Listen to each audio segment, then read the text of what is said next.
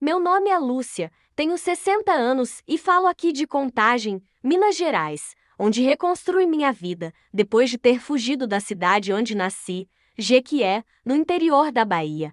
Pela primeira vez, decidi contar minha história inteira. E não conto porque quero me expor, nem porque espero piedade. Conto porque sei que muitas mulheres, assim como eu, cresceram acreditando que o silêncio era o único caminho. Hoje, quero mostrar que é possível romper com esse silêncio, mesmo depois de tanto tempo. Se essa história tocar você de alguma forma, peço que se inscreva aqui no canal, deixe seu curtir e compartilhe esse vídeo. Pode parecer pouco, mas esse simples gesto ajuda a levar essa mensagem a outras mulheres que, talvez agora, estejam vivendo aquilo que um dia eu vivi. Se você está assistindo esse vídeo, comenta aqui embaixo de qual cidade você é.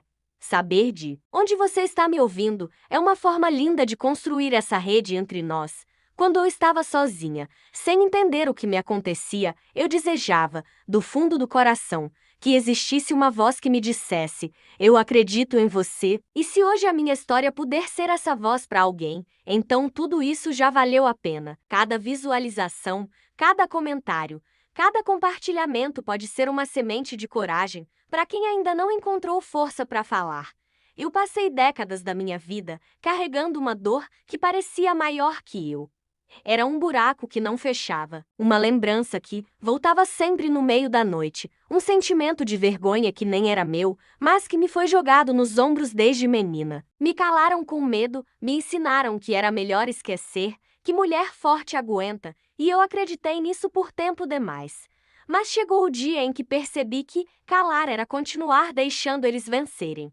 E hoje, com a voz que me sobrou, eu venho dizer: eu existo, eu sobrevivi. E agora, finalmente, eu escolhi viver.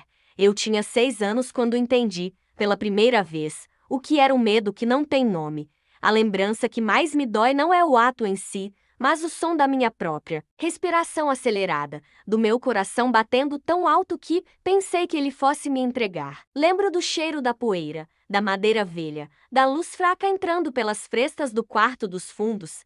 Eu vestia um vestido amarelo, com flores pequenas que minha mãe costurara com retalhos do que sobrava da roupa dos meus irmãos.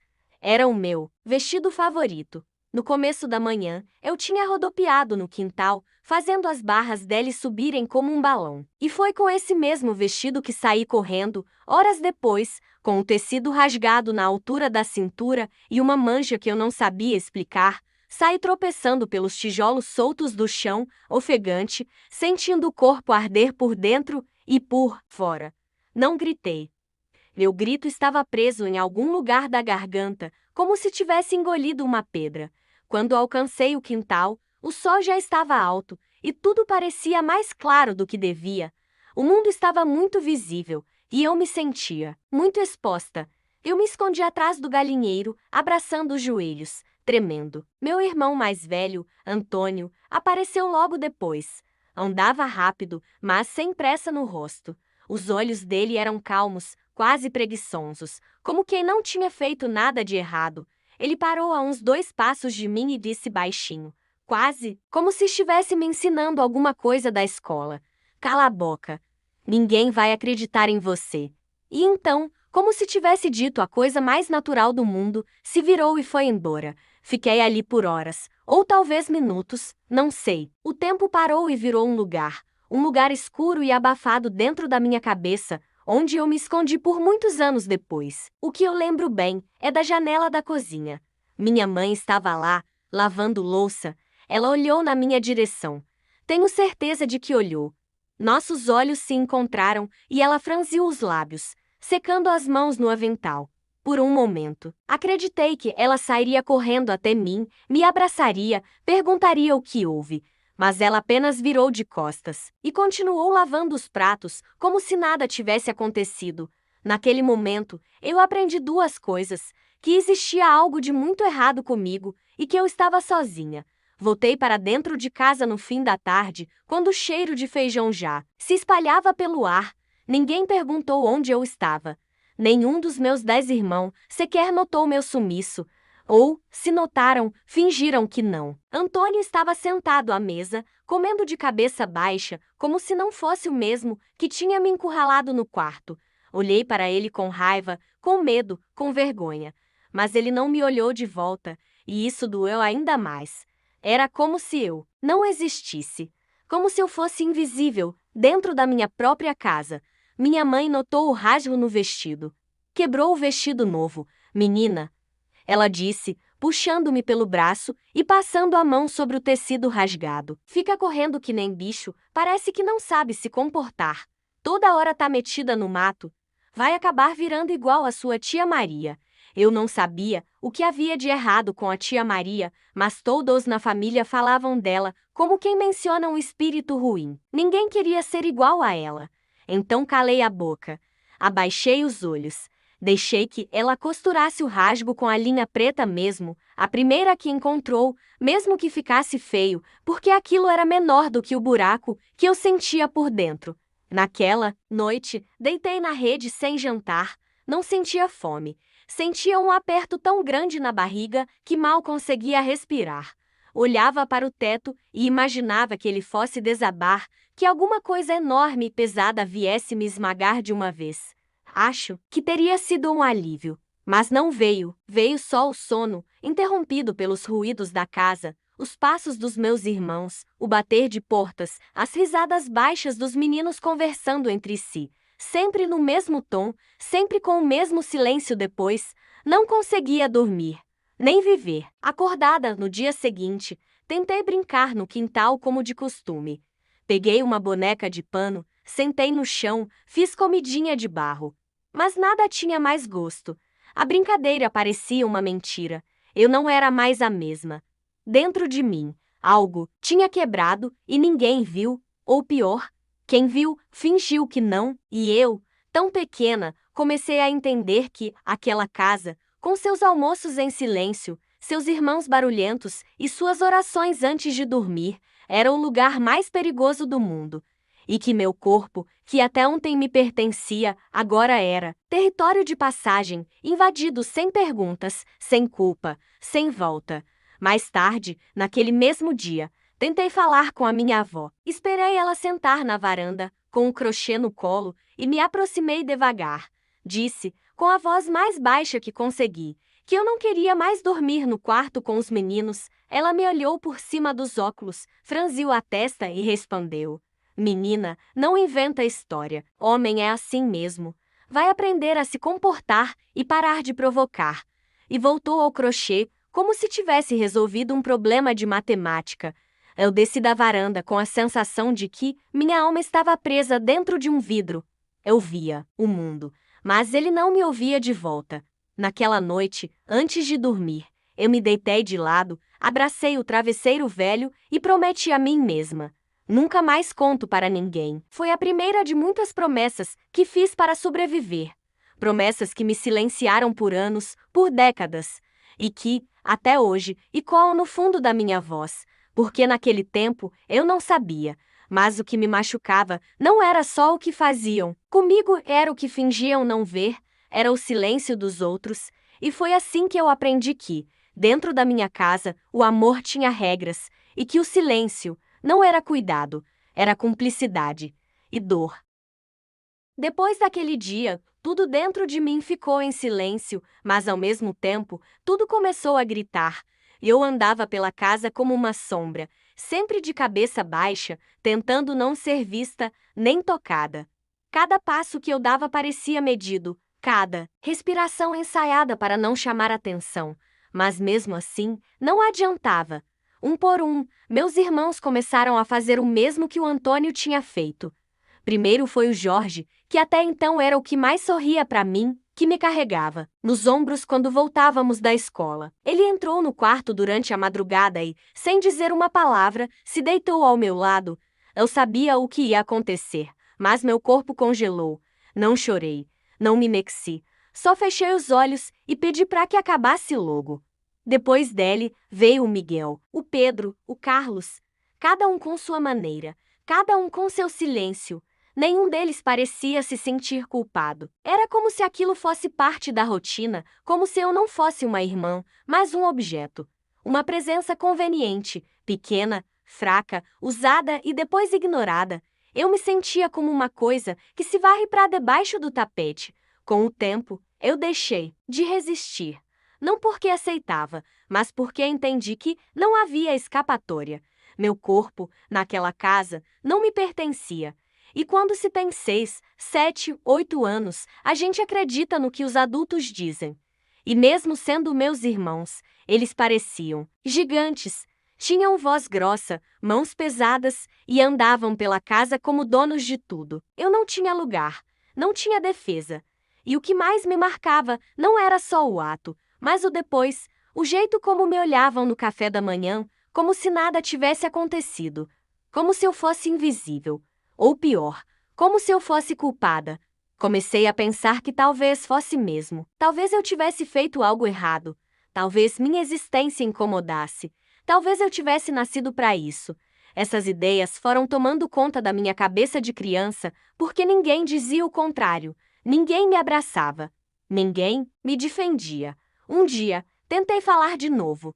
Estávamos na cozinha, minha avó estava ralando mandioca para fazer bolo, e eu criei coragem. Disse, com a voz trêmula: Vó, eu não quero mais dormir no quarto com os meninos. Eles me machucam. Ela parou o movimento da mão. Me olhou por um instante longo demais e respondeu seca, sem levantar o tom: Deixa de invenção, Lúcia. Você tem imaginação demais. Homem é assim mesmo. Menina, aprende logo a ficar quieta. E então voltou a ralar a mandioca, como se tivesse me dado um conselho sábio. Naquele momento, alguma coisa dentro de mim se partiu de vez. Eu olhei para ela como se estivesse olhando para o mundo inteiro, como se estivesse esperando que alguém me salvasse, e tudo o que recebi foi um empurrão ainda mais fundo para o buraco onde eu já estava.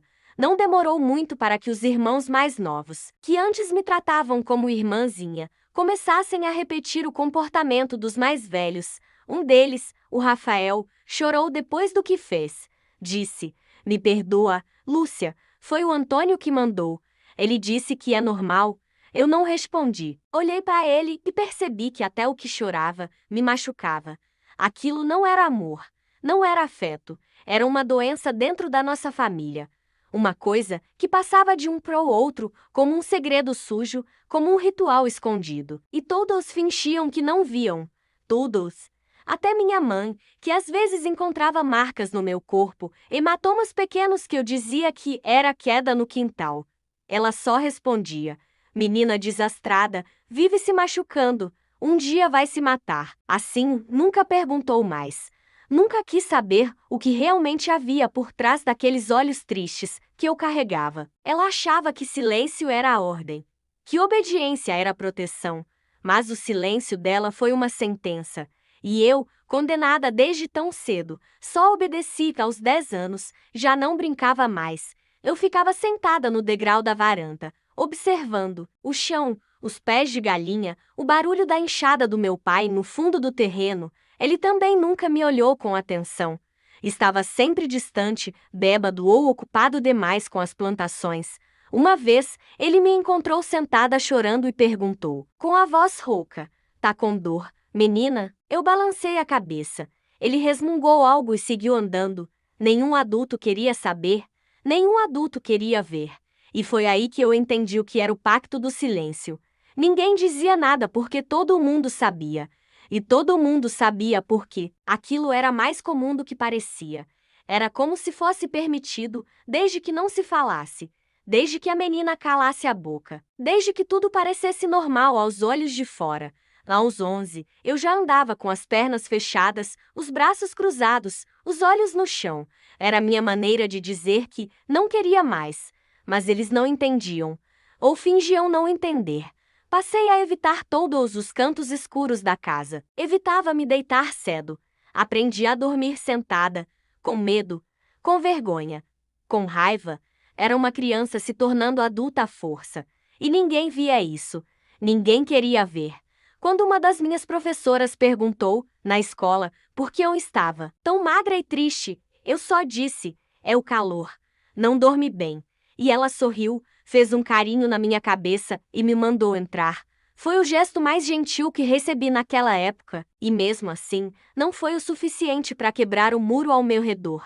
Eu me lembro de escrever num caderno, escondida, a frase que virou meu lema secreto: se eu falar, eles me matam.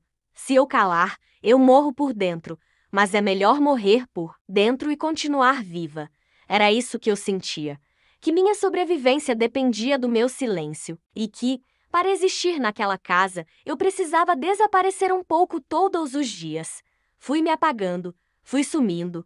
E o pior é que ninguém notou. Eu tinha 18 anos e não sabia o que era liberdade. Sabia o que era sobrevivência, medo, dor. Mas liberdade era só uma palavra que eu lia nas capas dos livros da escola, nas conversas de outras meninas que sonhavam em viajar, casar por amor, trabalhar na cidade grande. Eu não sonhava mais. Sonhar, para mim, era uma maneira dolorosa de lembrar que existia um mundo lá fora. Eu aprendi a não desejar, porque desejar era perigoso. Eu andava devagar dentro da casa, como quem pisa em cacos de vidro, medindo os passos, evitando os olhos dos meus irmãos, desviando das mãos deles, como quem desvia de cobras venenosas. Minha mãe já não dizia nada, nem mesmo os comentários frios de antes. Ela vivia como uma sombra da própria vida, os olhos secos, os dedos calejados, o avental manchado de óleo e cansaço. Eu olhava para ela e pensava: é isso que me espera, essa vida sem cor, essa dor calada, esse corpo apagado dentro do vestido puído? E então, naquela noite abafada de janeiro, enquanto os grilos cantavam lá fora e o barulho da televisão vinha abafado da sala, eu decidi que não, eu não ia ficar. Eu ia embora. Não sabia como, nem para onde, mas sabia que, se ficasse mais uma semana, mais uma noite, mais uma hora, eu desapareceria de vez. Esperei todos dormirem, fingi que estava cansada e fui para o quarto antes do horário. Deitei na rede, com o vestido de algodão e o coração disparado. Ouvi os passos na varanda, os risos abafados dos meus irmãos mais novos. Um deles, o Reiter, parou na porta, olhou para dentro e disse em voz baixa: já tá dormindo, Lúcia? Eu não respondi. Fiquei imóvel, o corpo inteiro tenso. Ele ficou em silêncio por alguns segundos. Depois deu 2 passos para dentro. Mas nesse momento minha mãe chamou por ele lá da cozinha.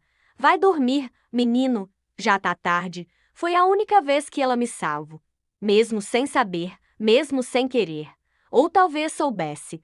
Talvez, no fundo, soubesse de tudo e preferisse fingir. Depois disso, o silêncio tomou conta da casa. Um silêncio pesado, suado, interrompido só pelos barulhos da noite, pelos estalos da madeira e pelo barulho do meu próprio coração batendo dentro da minha cabeça. Quando o relógio da parede bateu meia-noite, me levantei devagar. Peguei a sacola de pano que tinha escondido embaixo da rede, com uma muda de roupa, uma escova de dente e os R$ 20 que eu havia juntado escondida, lavando roupa para os vizinhos. Andei até a porta da frente sem sapatos, os pés descalços pisando no chão frio de cimento. Abri a porta com cuidado, como se cada dobradiça fosse uma bomba prestes a explodir. Lá fora, a lua cheia iluminava o quintal e o vento era quente, como o ar de um suspiro contido por anos. Olhei para trás por um segundo. A casa estava em silêncio.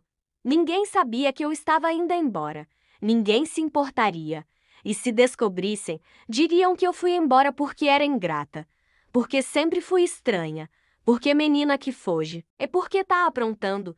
Mas eu não fugi para aprontar, fugi para sobreviver. Saí pelo portão dos fundos, cortei caminho pelo mato, com as pernas arranhadas pelos galhos e o coração saltando no peito. Cada passo parecia um crime. Cada som me fazia congelar. Mas eu continuei. Com medo, com dor, com culpa, mas continuei. Caminhei por quase 2 horas até chegar à estrada.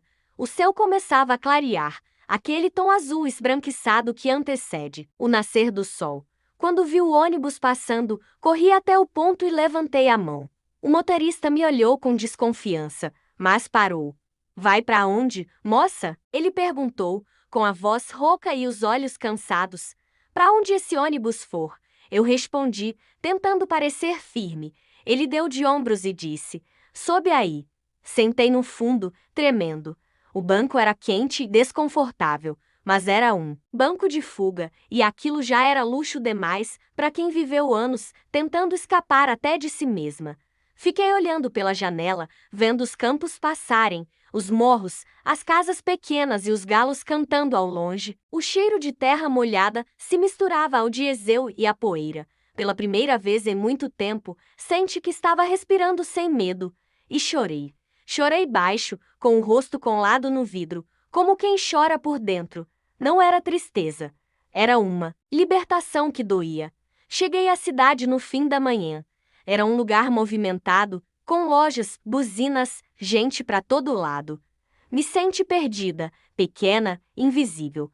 Mas também me sente possível. Perguntei a uma senhora onde havia uma pensão. Barata? Ela me olhou com certo receio, mas apontou para uma rua estreita, cheia de cortiços. Fui até lá. Bati numa porta azul descascada e uma mulher gorda, de bata flórida, atendeu com a cara fechada. Tem quarto? Perguntei. Ela me olhou de cima a baixo e respondeu: tem, R$ 10 por noite. Sem bagunça. Entreguei o dinheiro, entrei e me joguei na cama fina, com o colchão afundado. Era feio, quente, barulhento, mas era só meu. Ninguém ia entrar naquele quarto sem minha permissão. Ninguém ia me tocar. Ninguém ia mentir para mim.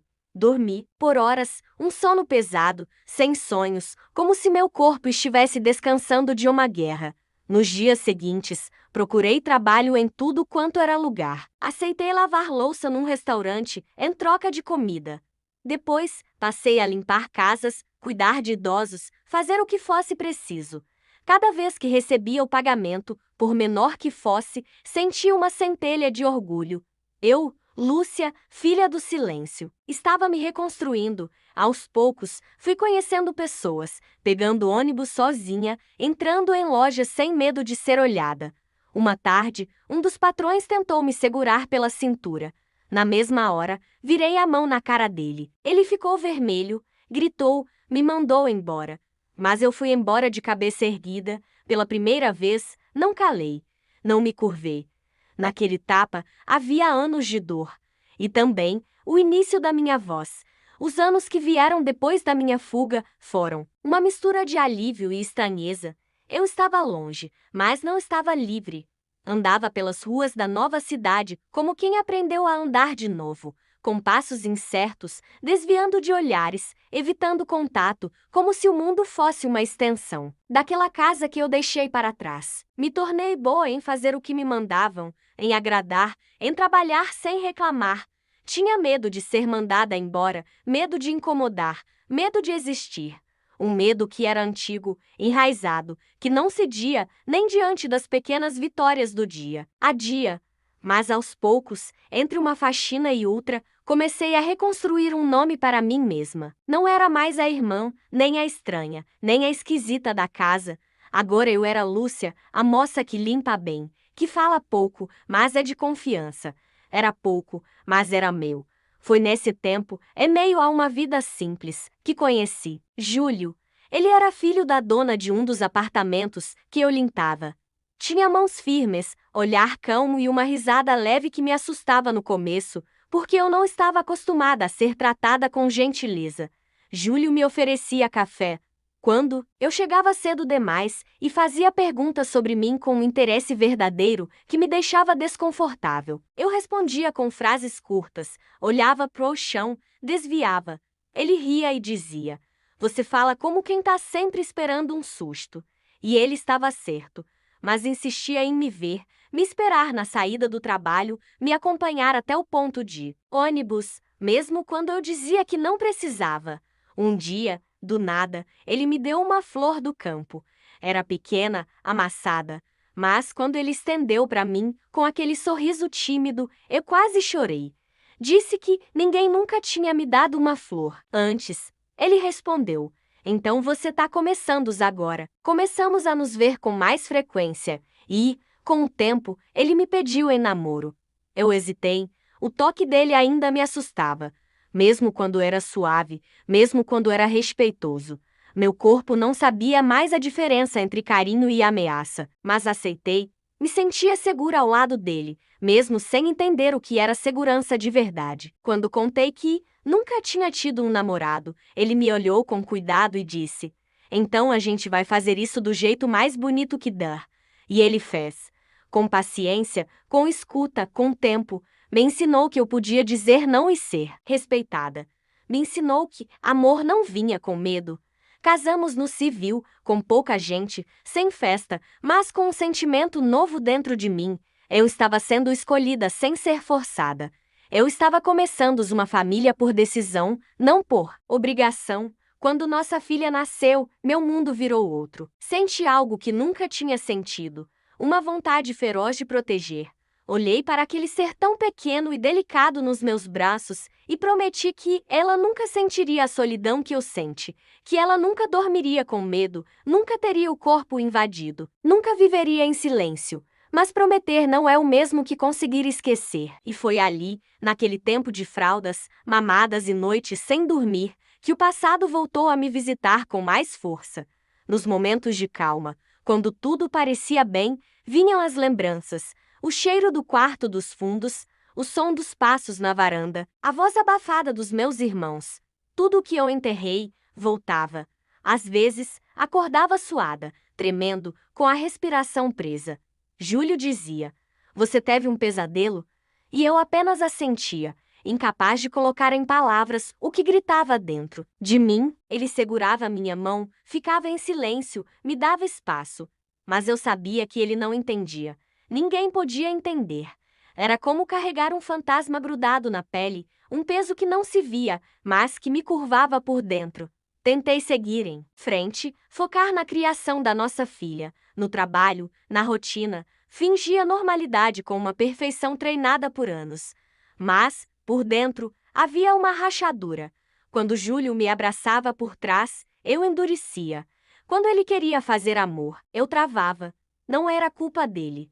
Era meu corpo, meu medo, minha história. Uma vez, ele perguntou: "Você já viveu alguma coisa que eu não sei?" Fiquei em silêncio. Ele insistiu: "Tem algo aí dentro que você não me conta, Lúcia. Eu vejo nos seus olhos." E eu quis falar. Juro que quis. Mas era como se minha garganta fosse uma porta trancada por dentro. Como se cada palavra precisasse atravessar um mar de vergonha. Então mente. Disse que era só cansaço, que eu sempre fui assim, que não era culpa dele. E ele acreditou ou fingiu acreditar, respeitando meu tempo, como sempre.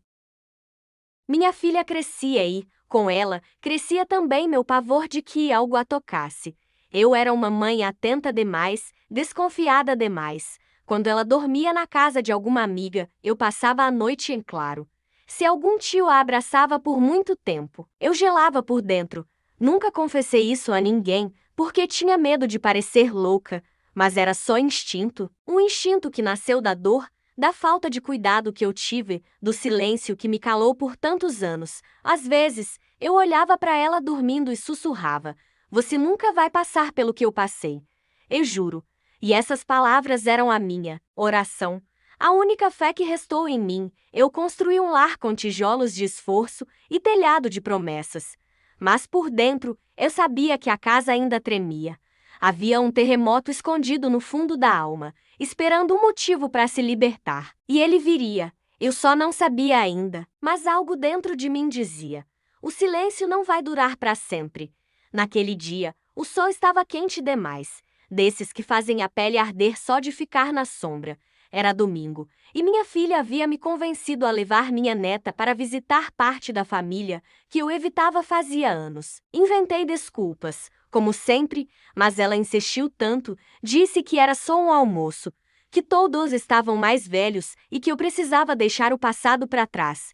Fiquei em silêncio, tentando esconder o desconforto, mas acabei cedendo. Não queria parecer amarga, nem que minha neta crescesse achando que eu era uma avó ausente, uma velha carrancuda. E havia algo naquela menina de 6 anos, naquela doçura inocente, que me fazia querer ser melhor. Ela pulava de alegria quando falei que iríamos ver os tios, sem saber que aquele lugar, Para mim, era um território minado. Preparamos uma torta de banana, arrumei o cabelo, pus um vestido azul de algodão e fomos. Chegar àquela casa depois de tantos anos foi como entrar num pesadelo acordada. O portão de ferro ainda rangia, as plantas do quintal estavam maiores, mas o cheiro era o mesmo: terra úmida, café requentado e um fundo de coisa parada, como um passado que se recusa a ir embora. Meus irmãos estavam todos ali, mais velhos, cabelos grisalhos, barrigas maiores, sorrisos falsos. Eles me receberam com abraços apertados demais, como se quisessem apagar alguma culpa antiga com gestos performáticos. Antônio, o mais velho, o primeiro, olhou nos meus olhos com uma calma cínica e disse que sentia saudade. Eu me encolhi, mas sorri. A máscara que construí durante décadas ainda funcionava bem. Minha neta correu pelo quintal, brincou com os primos que nem conhecia, gargalhou. Ela parecia tão livre, tão segura, e aquilo me doía, porque eu sabia o que existia por trás daquelas paredes. Eu sabia que as paredes têm ouvidos, mas, às vezes, têm mãos também. Durante o almoço, me mantive calada, rindo quando esperavam que eu risse, servindo os outros antes de me servir. Fingia estar presente, mas por dentro revivia as cenas que eu havia trancado num porão. Quando vi o Reiter passar a mão na cabeça da minha neta e dizer: "Tá ficando mocinha", meu corpo inteiro gelou. Era uma frase comum, inofensiva, aos ouvidos dos outros, mas eu ouvi com a mesma tonalidade de 30 anos atrás. Eu reconheci aquela voz sussurrada, aquela falsa doçura, e minha comida travou na garganta. Segurei o talher com força e disfarquei, tentando me convencer de que era só paranoia, que os anos tinham passado, que os monstros envelhecem. Mas mãe sente. E a avó, então? Tem faro. E eu sente. Depois do almoço, minha neta pediu para usar o banheiro. Mostrei onde era e esperei na sala, fingindo estar interessada numa conversa sobre aposentadoria. Mas o tempo passou e ela não voltava. 5 minutos. 10. Meu coração começou a bater diferente. Me levantei e caminhei até o corredor. Quando me aproximei do banheiro, ouvi o som da descarga e passos apressados. Ela saiu com o rosto pálido, os olhos arregalados e a respiração presa. Pegou minha mão com força, como se estivesse se afogando, e dissesse sem voz: "Me salva." Me abaixei e perguntei o que houve. Ela hesitou, olhou para o final do corredor, onde um dos meus irmãos estava encostado na parede com os braços cruzados e o olhar fixo. Ela baixou os olhos e sussurrou: "Veu, não quero mais ver o tio." Foi como se o mundo girasse ao contrário, como se meu passado tivesse saltado da memória e se encaixado de novo na realidade. Puxei ela para perto de mim, abracei com força, e sente o mesmo aperto no estômago que sente aos 6 anos, a mesma vontade de desaparecer. Mas ali, com ela nos braços, eu soube que não podia mais fugir, que o tempo da covardia tinha passado. Voltei à sala e disse em voz firme que estávamos indo embora. Eles fingiram surpresa, disseram que ainda era cedo, que tinha sobremesa, café. Respondi que minha neta não estava se sentindo bem. Um deles riu e disse: "A criançada de hoje é fresca, tudo assustada à toa." Mas eu não ri, olhei nos olhos dele e pela primeira vez não desviei. Ele tentou manter o olhar, mas vacilou. Aquilo me deu uma força que eu não sabia que tinha. Saí com minha neta pela mão, atravessamos o portão, e quando ele rangueu atrás de mim, eu senti que aquele som era, finalmente, um encerramento dentro do carro. Minha neta continuava em silêncio. Eu liguei o rádio, mas desliguei logo em seguida. Não era hora de música, era hora de ouvir. Perguntei com cuidado o que tinha acontecido. Ela hesitou, mordeu os lábios, depois disse baixinho: "Ele entrou no banheiro, ficou olhando e disse que ou era bonita igual você." Minhas mãos gelaram no volante, meu corpo inteiro tremeu. Mas dessa vez eu não chorei, não me encolhi, não calei. Respirei fundo, encostei o carro e virei para ela. Disse: "Você fez certo em me contar. Isso nunca vai acontecer de novo. Eu prometo." Ela me olhou, com olhos pequenos, mas confiantes, e naquele olhar eu vi a Lúcia criança que nunca teve para quem contar, que teve que engolir o medo, costurar o silêncio e continuar vivendo com as feridas escondidas. Mas minha neta não seria, como eu. Ela teria voz, ela teria proteção. E eu, mesmo com todos os fantasmas ainda grudados na minha pele, seria escudo. Pela primeira vez, em muitos anos, não era mais sobre mim. Era sobre ela. E eu não falharia. Naquela noite, depois de colocar minha neta para dormir, eu fiquei sentada no sofá da sala com a luz apagada e a alma acesa em dor. A casa estava em silêncio, mas dentro de mim tudo gritava. As palavras da menina ainda ecoavam nos meus ouvidos. Ele entrou no banheiro e disse que ou era bonita igual você. Eu revivia cada sílaba com a clareza de quem já viveu aquilo, na carne, com a raiva de quem teve a infância roubada e agora via, diante dos olhos, a sombra tentando se arrastar até a próxima geração. Eu olhava para a porta do quarto, onde ela dormia, e sentia o sangue ferver com uma mistura de culpa e instinto. Eu a levei até lá. Fui eu quem abriu aquele portão, quem serviu a sobremesa, quem fingiu estar tudo bem. E se ele tivesse feito? E se ela não tivesse me contado? E se o ciclo recomeçasse e eu tivesse sido a ponte para isso? Essas perguntas me rasgavam por dentro e pela primeira vez em anos eu chorei alto. Não era um choro de tristeza, era um grito preso, rasgado, uma dor com nome e endereço. Minutos depois, minha filha apareceu na sala, com o rosto marcado de sono e os olhos assustados. Sentou ao meu lado e me abraçou devagar. Não perguntou nada. Esperou. E então, como se minha boca já não tivesse mais força para guardar o que segurava há décadas, eu comecei a falar. Falei do Antônio, do Jorge, do Pedro. Falei dos olhos da minha mãe olhando pela janela e virando as costas. Falei dos lençóis sujos, das bonecas esquecidas, das noites sem dormir. Falei do medo, da vergonha, do silêncio. Falei como quem vomita uma doença antiga, expulsa um veneno que ficou fermentando por dentro. Minha filha ouviu tudo sem interromper, sem chorar. Ela apenas segurava minha mão com força, como se dissesse "tô aqui" sem precisar dizer. Quando terminei, o silêncio foi pesado. Ela se levantou devagar, caminhou até a cozinha, voltou com um copo de água e me entregou.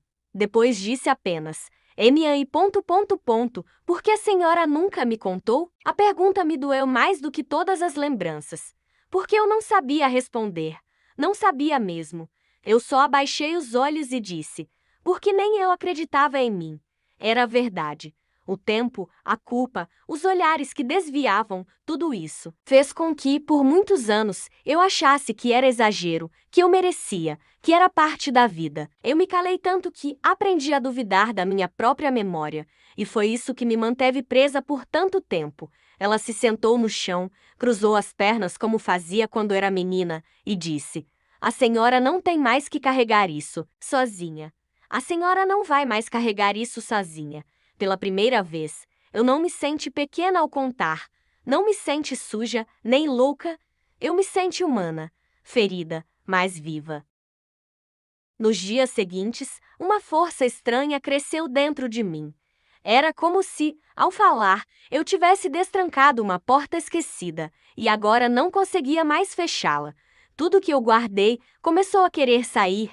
Vi minha neta brincando na sala e pensei: eu sobrevivi para ela não precisar sobreviver também. E com esse pensamento, decidi que não bastava falar com minha filha, eu precisava falar com o mundo. Precisava expor aquela podridão escondida atrás das fachadas da minha família, mas não sabia como.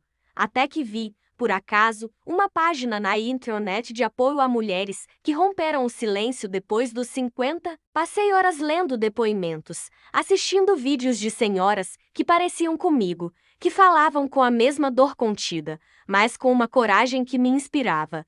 Eu chorei vendo cada uma. Senti que não estava mais sozinha. E então decidi, eu também. Ia contar, ia falar com o rosto descoberto, com a voz firme, mesmo que ela tremesse no começo. Peguei o celular, sentei na varanda com o céu nublado atrás de mim e apertei o botão de gravar. No vídeo, eu não chorei, mas meus olhos estavam marejados. Eu comecei dizendo: "Meu nome é Lúcia, tenho 60 anos", e fiquei calada durante mais de 50. Contei em detalhes o que consegui. Sem nomes, mas com verdades. Falei do pacto do silêncio, do descaso da família, da indiferença da sociedade. Falei com a calma de quem não está mais pedindo desculpas. Terminei dizendo: minha neta me salvo. E agora é minha vez de salvá-la. Eu não vou me calar mais. E se você viveu algo parecido, saiba, a culpa não é sua. Postei o vídeo, com as mãos tremendo, sentindo que tinha acabado de pular de um penhasco. Não sabia o que viria depois, mas sabia que o voo era necessário. Naquela noite, não consegui dormir. Fiquei sentada na cama, com o celular na mão, vendo o número de visualizações subir. 1.000, 10.000, 50.000. Comentários chegando de todos os cantos. Mulheres dizendo você contou minha história, outras perguntando como você conseguiu coragem, algumas só escrevendo obrigada. Li cada palavra como quem lê uma carta de resgate, e entendi que minha voz não era só minha, era de muitas, era de uma geração inteira que cresceu acreditando que tinha que aguentar, que ser mulher era aceitar, calar, servir. Mas eu não queria mais servir ao silêncio. Eu queria servir à verdade. Júlio viu o vídeo pela manhã. Sentou ao meu lado com o olhar assustado, mas sem julgamento. Quando acabou de assistir, ficou em silêncio por um tempo e depois disse: eu não fazia ideia. Mas eu tô com você. Se quiser denunciar, se quiser enfrentar, se quiser sumir, qualquer coisa, eu tô aqui. Olhei para ele com os olhos cheios, mas firmes, e respondi: agora eu quero ser ouvida. Chega de fugir.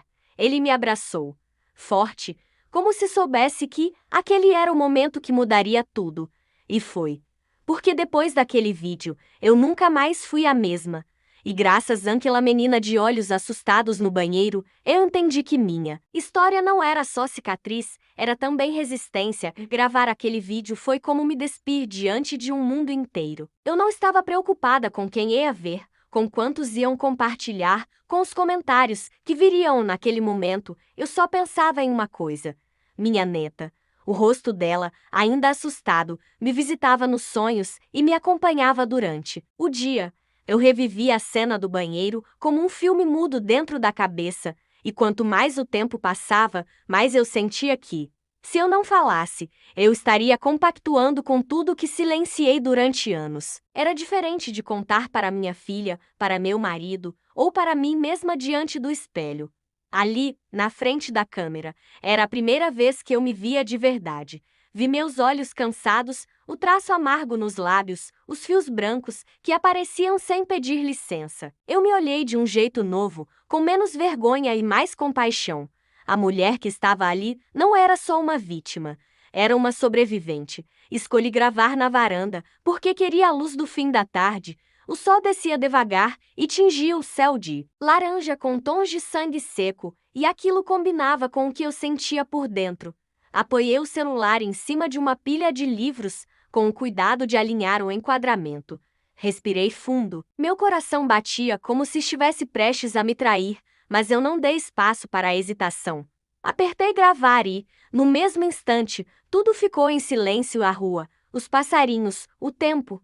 Eu disse: meu nome é Lúcia. Tenho 60 anos e carrego uma história que não é só minha. Comecei falando do que vivi. Não precisei de roteiro, de ensaio, de palavras bonitas. Só deixei sair. A voz tremia no início, mas se firmava conforme eu dizia. Aos 6 anos, fui violentada pelo meu irmão mais velho. Depois dele, vieram os outros. Em silêncio, eu fui sendo destruída. Em silêncio, me tornei mulher, mãe e agora avó. Mas hoje, o silêncio acaba aqui. Enquanto eu falava, as imagens vinham como flashes. O quarto escuro, o vestido rasgado, o olhar da minha mãe, os rostos impassíveis dos meus irmãos sentados à mesa. Eu não precisava descrevê-los com detalhes, bastava olhar nos olhos da câmera com a verdade crua que habitava em mim. Eu sabia que aquela era minha hora e não me preocupei em suavizar. Disse com todas as letras: fui usada, fui desacreditada. E agora, aos 60, eu digo: não mais. Nenhuma menina da minha família vai passar pelo que eu passei. Quando terminei, minha respiração estava ofegante e um nó na garganta pedia para virar choro, mas eu me contive. Fui até o celular, apertei o botão de parar e, por alguns segundos, fiquei olhando para a tela como quem acaba de testemunhar algo sagrado. Era como se eu tivesse acabado de enterrar minha versão mais silenciosa e plantado. Ali mesmo, a mulher que finalmente decidiu gritar subiu o vídeo para a página da ONG, que acompanhava mulheres acima dos 50 que haviam vivido violências. Em silêncio. Escrevi uma legenda simples. Essa é minha história. Se for parecida com a sua, saiba que você não está sozinha. Depois disso, fechei o celular e guardei na gaveta. Não queria ver. Não naquele momento. Fui lavar a louça com as mãos trêmulas, tropecei no tapete da cozinha, deixei um copo cair. Júlio apareceu na porta e perguntou se estava tudo bem. Respondi com um sorriso fraco. Acho que acabei de fazer a coisa mais importante da minha vida. Ele não entendeu de imediato, mas também não questionou. Só me abraçou e disse que estava comigo. Dormimos em silêncio naquela noite, com as mãos entrelaçadas, e pela primeira vez em muito tempo, eu sonhei com um campo aberto, sem portas, sem paredes, e com o som da minha própria voz ecoando longe, como se ela finalmente tivesse encontrado espaço. Na manhã seguinte, fui acordada com o celular apitando sem parar. Mensagens, notificações, chamadas não atendidas. Quando abri a tela, fiquei paralisada. O vídeo tinha ultrapassado 50.000 visualizações em menos de 12 horas. Eram centenas de comentários, mulheres de todas as idades contando suas histórias, dizendo que se viam em mim, que nunca tiveram coragem de contar, que agora, talvez, tivessem. Vi mensagens como eu nunca disse nem para mim mesma, mas hoje chorei ouvindo sua voz, e obrigada por ser minha coragem enquanto a minha ainda está presa. Eu não conseguia parar de ler. A cada comentário, eu sentia um pedaço de mim sendo costurado. Era como se eu estivesse reconstruindo minha alma com palavras de outras mulheres que também sangraram em silêncio. Um dos comentários mais marcantes foi de uma moça chamada Jéssica, que escreveu: "Você contou minha história com outra voz. Agora vou tentar contar com a minha." Eu li aquilo com os olhos cheios e a alma aberta. Mais tarde, a ONG me enviou uma mensagem perguntando se eu aceitava dar uma entrevista para o canal oficial deles.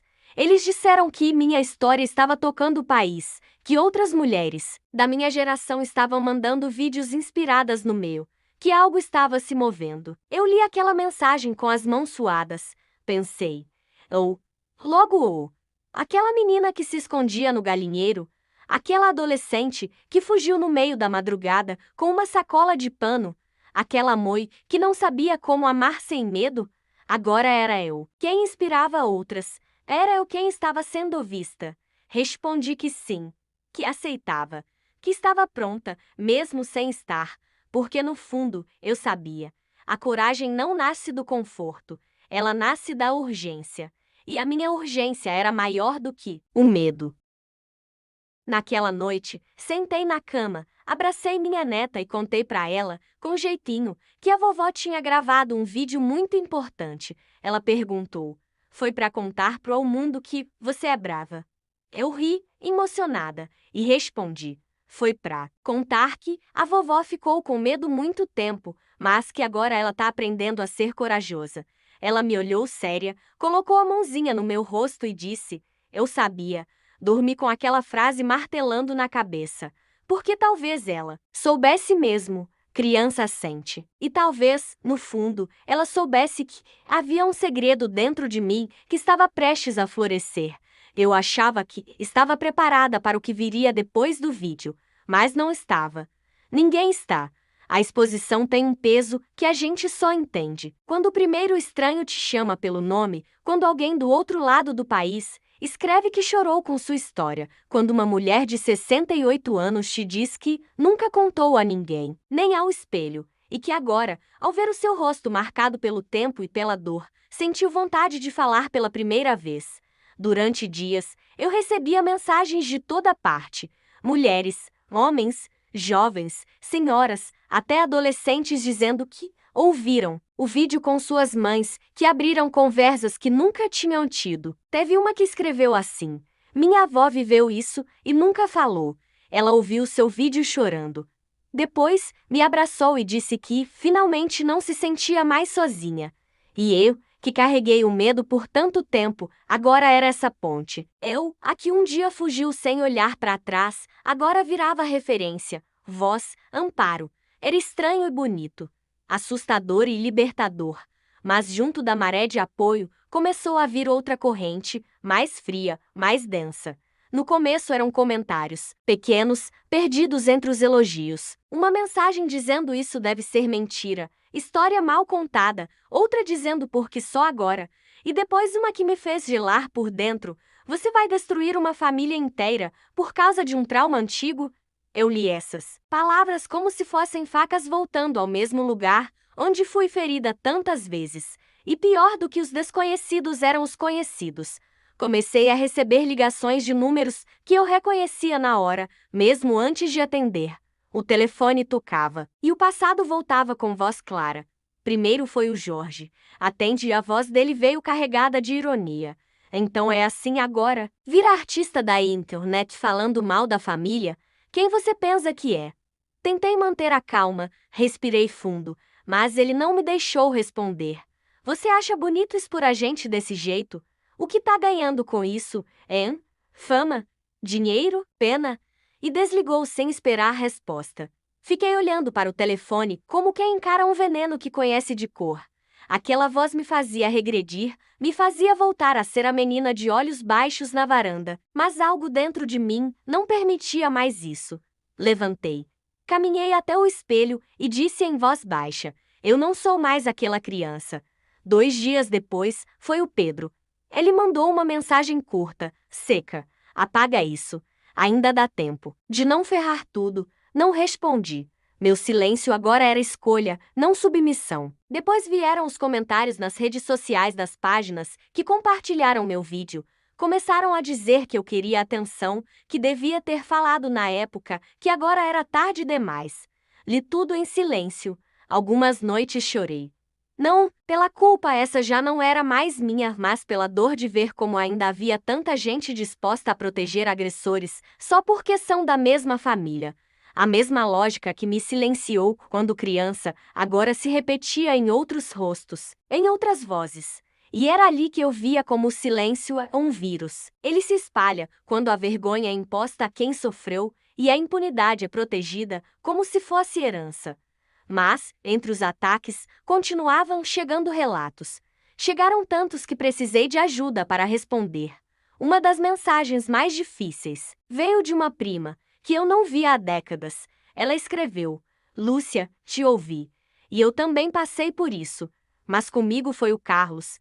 Eu nunca falei porque achei que ninguém acreditaria. Quando vi seu rosto, eu lembrei do meu. Você me deu coragem. Eu só queria te agradecer. Li aquela mensagem com os olhos queimando.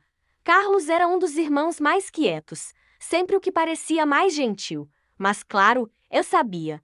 No fundo, eu sempre soube que não era só comigo, que aquele horror não era um segredo entre 4 paredes, mas uma estrutura inteira de permissividade, de silêncio, de fingimento. E agora, uma a uma, as rachaduras da mentira estavam se abrindo, e não havia mais como remendar. Minha filha me acompanhava em tudo. Lia os comentários comigo, filtrava as mensagens mais pesadas, me abraçava quando eu tremia de medo.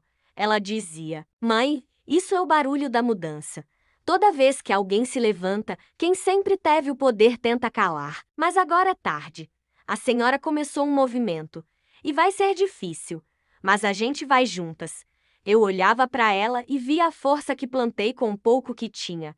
Eu, que não soube protegê-la de tudo, agora via que ela estava me protegendo. De volta, Júlio, do jeito dele, também se fazia presente.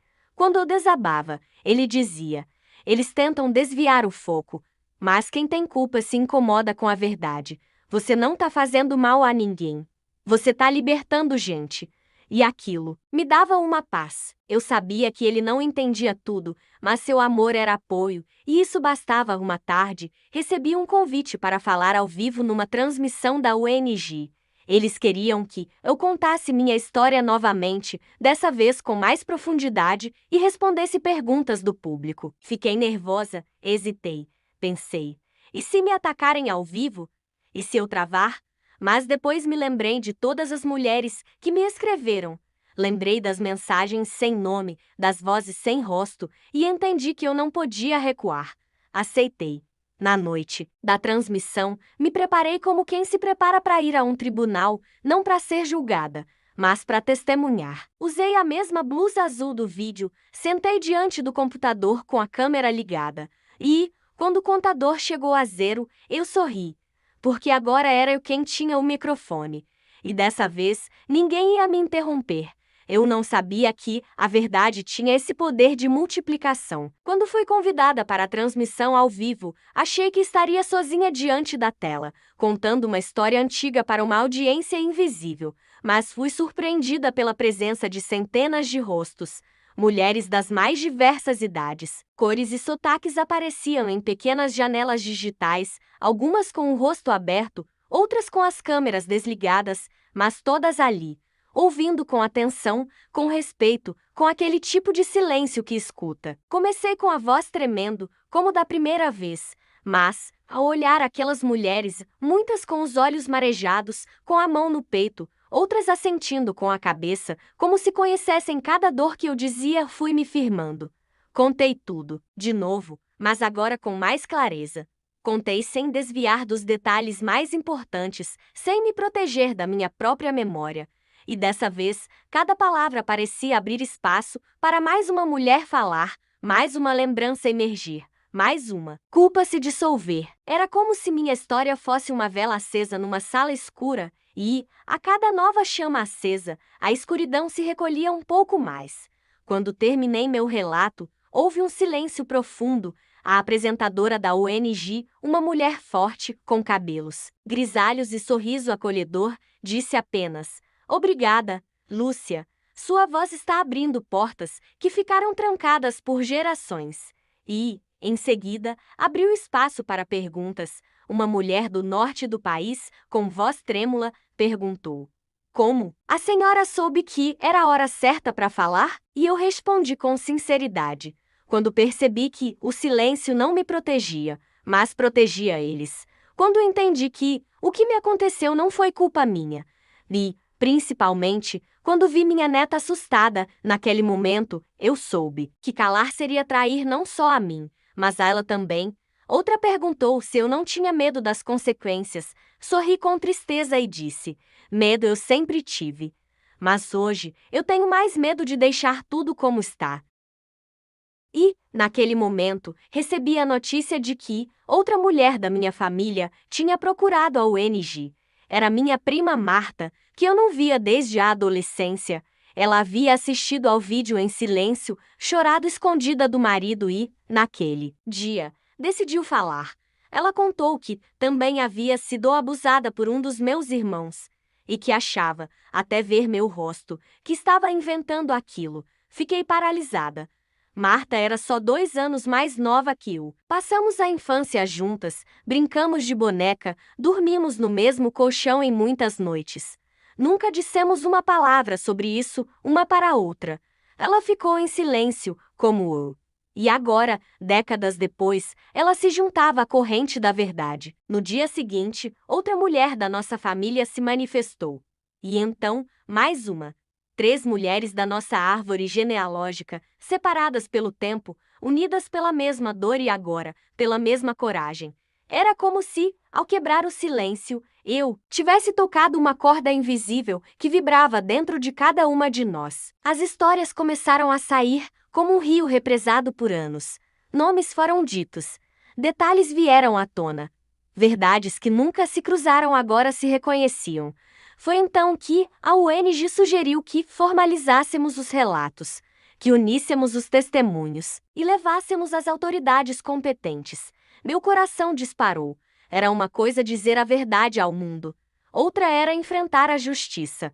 Mas eu olhei para minha filha, para minha neta, e disse: "Vamos até o fim." Juntas, com o apoio da ONG e de uma advogada voluntária, preparamos um dossiê com os depoimentos. Gravamos os relatos, coletamos documentos, datas, registros. As lembranças que antes me pareciam fragmentadas começaram a se encaixar, a formar uma linha coerente, um retrato do horror sistemático dentro da minha própria casa. Quando finalmente entregamos o material ao Ministério Público, eu senti como se estivesse devolvendo algo ao mundo. Um fardo que não era meu, mas que carreguei por tempo demais. A promotora que nos recebeu foi respeitosa, ouviu cada uma de nós com atenção, sem interromper, sem apressar. Quando terminamos, ela se levantou, apertou nossas mãos e disse: "Agora é com a gente. Vocês fizeram o que muitas mulheres não conseguem: romper o ciclo." Ao sair daquele prédio, eu olhei para o céu nublado e senti um vento forte bater no meu rosto. Era como se o mundo dissesse: "Eu vi você." Poucos dias depois, recebi uma ligação da produção de um programa de televisão. Queriam que eu participasse de uma entrevista nacional. Era um programa sério que tratava de temas sociais com profundidade. Pensei muito. Não queria transformar minha dor em espetáculo. Mas quando me explicaram que a pauta era justamente o silêncio nas famílias e a importância de romper com ele, eu aceitei. Fui ao estúdio acompanhada da minha filha. Sentada na poltrona, diante das câmeras e da apresentadora, me senti estranhamente em paz, respondi tudo com firmeza. Olhei para a lente e imaginei cada mulher que me assistia. Disse com clareza: "Abuso não é apenas o que te fazem, é também o que te fazem calar." E eu calei por mais de 50 anos. Mas hoje, minha voz não é só minha, é de todas as que não conseguiram falar. Quando terminou, fui aplaudida. E, naquele aplauso, eu não ouvi vaidade. Ouvi respeito. Ouvi escuta. Ouvi eco. Nos dias seguintes, recebi convites para falar em escolas, em grupos de apoio, em eventos. De mulheres 50, não aceitei todos, mas alguns sim. Não por ego, mas por missão. Toda vez que contava minha história, uma mulher me esperava no final para sussurrar: "Eu também." Era quase um código secreto, um pacto de dor e de cura. E cada "eu também" que eu recebia era como um tijolo removido de uma parede, que escondia tantas outras verdades. Percebi que o silêncio nunca foi inocente. Ele era a muralha que impedia que nos víssemos, que nos reconhecêssemos. E agora, as muralhas estavam caindo. Depois que a poeira da denúncia assentou, o mundo não voltou a ser como antes, e eu também não. Algo dentro de mim havia sido reorganizado. Era como se por décadas eu tivesse vivido dentro de um corpo emprestado, uma identidade moldada pelo medo, e só agora, depois de tudo, eu estivesse finalmente me conhecendo de verdade. Era estranho, porque eu continuava sendo a mesma mulher. Acordava cedo, fazia café, limpava a varanda, ria com minha neta, brigava com o Júlio por causa das meias jogadas no chão. Mas, por dentro, tudo era novo. Eu olhava no espelho e via outra coisa, não apenas a pele marcada ou os olhos fundos, mas uma presença mais inteira, mais firme, mais minha, como se eu tivesse finalmente voltado a habitar minha própria história. Mas dessa vez, com a luz acesa, o processo contra 2 dos meus irmãos foi oficialmente aberto, e mesmo sabendo que o caminho da justiça formal seria lento, eu sentia que a justiça maior já estava em curso. A verdade, finalmente, estava fora das paredes da casa onde eu cresci. Eles não podiam mais fingir. Não podiam mais sorrir nas festas de família, como se fossem homens de bem. Onde antes havia cumplicidade silenciosa, agora havia desconforto, afastamento, medo, mas, dessa vez, o medo era deles. Pela primeira vez, eles tinham que se explicar, justificar, lidar com a própria sujeira exposta. Recebi ainda ligações de familiares distantes, alguns pedindo desculpas, outros tentando justificar o silêncio com frases como "a gente não sabia" ou "se soubéssemos, teríamos feito algo." Eu ouvia tudo com calma. Já não esperava arrependimentos. Aprendi que o perdão não se constrói na pressa de uma ligação ou na tentativa de aliviar a própria consciência. O meu perdão viria, talvez, mas não para curar os outros e sim a mim mesma. Foi minha neta quem me inspirou a escrever. Um dia, enquanto desenhava sentada no chão da sala, ela olhou para mim e perguntou: "Vovó, sua história já tem um livro?" Sorri, surpresa, e disse que não. Ela parou, pensou um pouco e respondeu: "Devia ter. Assim outras pessoas podiam saber que você é uma heroína." Aquilo ficou ressoando dentro de mim por dias. Nunca me considerei uma heroína, nunca vesti esse título, mas comecei a perceber que, talvez contar minha história de forma mais ampla fosse também um ato de resistência. Então peguei cadernos velhos, canetas simples, sentei na mesa da cozinha e comecei a escrever. No início, as palavras saíam confusas, entrecortadas, como se eu ainda pedisse permissão à memória. Mas, com o tempo, fui lembrando com mais nitidez, colocando ordem nos fragmentos, dando nome às dores e também aos pequenos momentos de respiro. Meu livro se chamou Silêncio Não é Amor. Escolhi esse título porque ele era a frase que gritava dentro de mim desde criança, mesmo quando eu ainda não sabia como formar essas palavras. Era o que eu sentia cada vez que minha mãe desviava o olhar, que meus irmãos fingiam normalidade, que a casa toda escolhia não me ouvir. A primeira edição foi lançada em um evento da própria UNG. Não era nada grandioso, cadeiras simples, algumas luzes improvisadas, uma mesa com café e bolachas. Mas, para mim, foi como uma cerimônia de renascimento. Quando subi ao pequeno palco para falar sobre o livro, minhas mãos tremiam. Mas bastou olhar para as mulheres que me assistiam para sentir que eu estava no lugar certo. Algumas tinham a idade da minha mãe, outras eram jovens como minha neta, e todas carregavam no olhar uma mistura de dor e esperança. Disse a elas que eu escrevi não para reviver o sofrimento, mas para deixá-lo finalmente onde ele pertence, no passado, e que escrever foi a forma que encontrei de costurar minha história com dignidade. Ao fim da palestra, uma senhora se aproximou e me disse: "Você escreveu o que eu vivi. Mas agora, lendo sua coragem, acho que posso começar a escrever também." Aquilo me emocionou mais do que qualquer aplauso. Porque era exatamente isso. Eu não queria ser exemplo, nem mártir, queria ser ponto de partida. Com o tempo, passei a ser convidada para rodas de conversa, encontros com outras mulheres maduras, grupos terapêuticos. Eu, que passei a vida escondendo a voz, agora era chamada para falar. No início, era difícil escutar tantas histórias, parecidas com a minha, perceber quantas mulheres também foram engolidas pelo silêncio. Mas depois entendi que aquilo não me drenava, me fortalecia. Porque cada relato era um eco que dizia: "Você não está sozinha." E juntas, mesmo com feridas diferentes, íamos criando uma nova maneira de existir. Uma maneira onde a dor não era segredo, mas história. Onde o trauma não era vergonha, mas superação. E apesar de tudo, nunca deixei de ser avô. Continuava, fazendo bolo de fubá aos sábados, assistindo desenho com minha neta nas manhãs de domingo, caminhando pelo bairro com ela de mãos dadas. E, um dia, enquanto andávamos pelo parque, ela parou diante de uma árvore enorme, apontou para o tronco e disse: "Vovó, essa árvore é igual você." Perguntei por quê, e ela respondeu com a simplicidade mais profunda que já ouvi: "Porque ela tem um monte de rachadura, mas continua em pé e dá sombra." Naquele instante, sente que tudo valeu. Porque se minha história pudesse ensinar a ela e a tantas outras meninas que é possível crescer apesar das rachaduras, então meu silêncio não teria sido em vão. Ele teria virado ponte, palavra, coragoge. Quando me perguntam se eu perdoei, digo que perdoar é um processo. Mas o que importa é que eu me libertei. Não sou mais refém do que me fizeram. Não sou mais a menina quieta, nem a mulher retraída. Sou Lúcia, sobrevivente, avó, escritora, testemunha. E se hoje eu posso olhar para o passado sem desmoronar, é porque entendi que minha história não termina no trauma. Ela começa na coragem de ter rompido o ciclo. E termina, quem sabe, na liberdade de ver minha neta crescer num mundo onde o silêncio já não tem mais o mesmo poder.